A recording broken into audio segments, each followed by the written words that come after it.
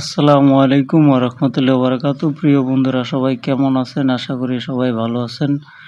তো বউ বাপের বাড়িতে বেড়াতে গেছে, এখন নিজের রান্না নিজেকেই করতে হবে। দেখেন আমি ভাত বসায় দিয়েছি, ভাত হয়ে গেছে অলরেডি। এখন আমরা ডিম ভাজি করার জন্য কাঁচামরিচ এবং পেঁয়াজ কাটতেছি।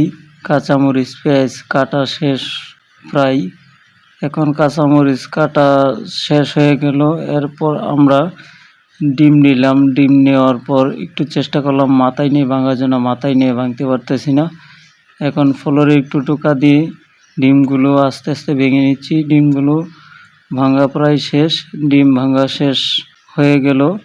এখানে 2টা ডিম ভাঙলাম। ভাঙার পর এখন আমরা হলুদ, মরিচ, কাঁচামরিচ, লবণ এগুলা দিয়ে ডিমগুলোর সাথে একসাথে ভালো করে মিক্সার করে নিব। মিক্সার করে নেওয়ার পর তারপর আমরা ডিমগুলোকে আমরা খুব সুন্দর করে ভাজি করব।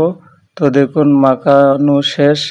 এরপর আমরা চুলার উপরে তাওয়াটা দিলাম, তাওয়ার উপরে তেল দিলাম, তেলটা ঢেলে দিলাম। এরপর তেল ঢালার পরে তেলটা একটু গরম হলো, গরম হওয়ার পর ডিমগুলো ঢেলে দিলাম তাওয়ার উপরে। তো ডিম ভাজি অলরেডি শুরু হয়ে গেছে। তো আশা করি খুব সুন্দর একটা মজাদার ডিম ভাজি হবে। ডিম ভাজির দাওয়াত খেলে সবাই চলে আসবেন আমার বাসায়।